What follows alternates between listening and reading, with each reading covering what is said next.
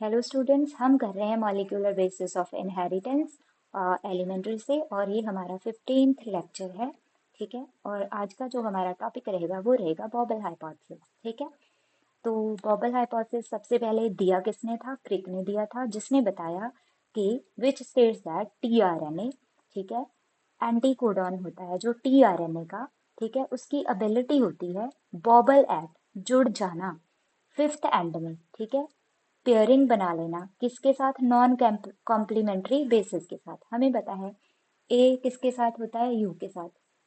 जी किसके साथ होता सी किसके साथ होता है? जी के साथ। ठीक है, इसे तो हम कहते हैं कॉम्प्लीमेंटेरिटी। ठीक है, लेकिन यहाँ पर कह रहा है ये कि फिफ्थ पोजीशन, ये वाली जो पोजीशन है, ठीक है, मैं रेड पेन से करती हूँ, ये वाली जो पोजीशन है फिफ्थ वाली, यहाँ पर टीआरएनए के पास एबिलिटी है कि इवन कॉम्प्लीमेंट्री बेसिस नहीं है लेकिन वे उसके साथ अटैच कर जाएगा। जैसे मैं आपको एग्जांपल देती हूँ, आप एक टीचर से बहुत अच्छा समझते हो, ठीक है, लेकिन एक टॉपिक है जो आपने उस टीचर से ना समझकर दूसरे टीचर से समझ लिया, तो इसे हम क्या कहते हैं?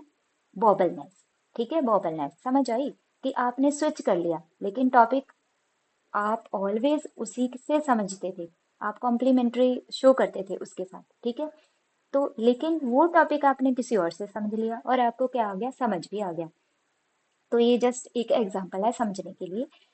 ठीक है, यहाँ पर हम एक और एग्जांपल लेंगे, जैसे कि ये ल्यूसेन को कोड करता है और ये भी ल्यूसेन को कोड करते हैं, ये वाले बेसिस। यहाँ पर क्या हो रहा है बच्चा? फिफ्थ पोजीशन पे जो जी है वो सी के साथ पेयर कर रहा है, कोई प्रॉब्लम नहीं हमें यहाँ तक तो। ठीक है, लेकिन ये एक टाइम ऐसा आया, लेकिन एक बार ये भी देखा गया कि यहाँ पर जो एंटीकोडॉन थे जी ए जी, ठीक है, यहाँ पर जी है लेकिन ये कोड किसके साथ कर रहा है बच्चा? यू के साथ कर रहा है। हालांकि जी ऑलवेज कोड किसके साथ करता है बच्चा? कॉम्प्लीमेंट्री, इस कॉम्प्लीमेंटरिटी किसके साथ है? सी के साथ, लेकिन यहाँ पर ये यू के साथ भी अटैच हो गया। ठीक है, अब ये भी ल्यूसिन को ही कोड कर रहे हैं, ठीक है, ल्यूसिन ही बना रहे हैं। तो जब फिफ्थ पोजीशन पे एक जो बेस है एंटीकोडॉन है, ठीक है, इवन उसकी कॉम्प्लीमेंटरिटी नहीं है, वो कॉम्प्लीमेंट्री बेस नहीं है सामने वाली, लेकिन वो उसके साथ क्या करे? एक पेयर बना ले, ठीक है, और एक अमीनो एसिड बना दे, तो उसे हम कहते हैं बॉबल हाइपोथेसिस। ठीक है, यहाँ से देखें, as a result tRNA can associated with more than one codon. ठीक है, एक से ज्यादा कोडॉन से ये क्या करेगा? अटैच करेगा। ये हमने वैसे वहां पर जेनेटिक कोड में पढ़ा है, इसे हम डीजेनरेसी कहते हैं। ठीक है, ये देखें, अब ये थर्ड वाला पढ़ें, the position of the third nitrogen base.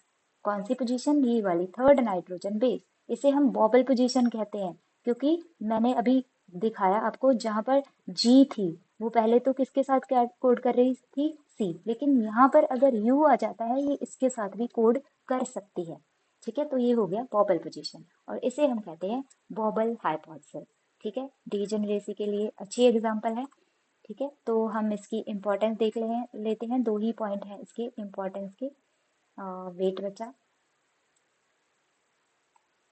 Just wait, दो ही पॉइंट हैं। हाँ, ये वाले, wobble reduce the number of tRNA required. देखो, एक ही टीआरएनए एक से ज्यादा क्या कर रहा है? कोडॉन्स हैं जो उसे कोड कर रहा है, तो यहाँ पर हमें टीआरएनए कम चाहिए, मतलब उनकी जो रिक्वायरमेंट है वो कम हो गई, और ये ओवरकम कर देता है किस प्रॉब्लम को? डीजेनरेसी की प्रॉब्लम। ठीक है, this is all about बॉबल hypothesis. जो फिफ्थ पोजीशन है टीआरएनए की, वहां पर जो बेस है वो किसी भी बेस के साथ, इवन वो कॉम्प्लीमेंट्री नहीं है उसके साथ क्या बना ले? पेयर, तो उसे हम कहते हैं बॉबल हाइपोथेसिस। ठीक है, मैं मानकर चलूंगी कि आपको समझ आ गया। अगर आपको नहीं समझ आया तो प्लीज आप कमेंट्स में बता सकते हैं। ठीक है, कि आपको ये वाली बात समझ नहीं आती, then I will repeat it in other video. ठीक है बच्चा, थैंक यू।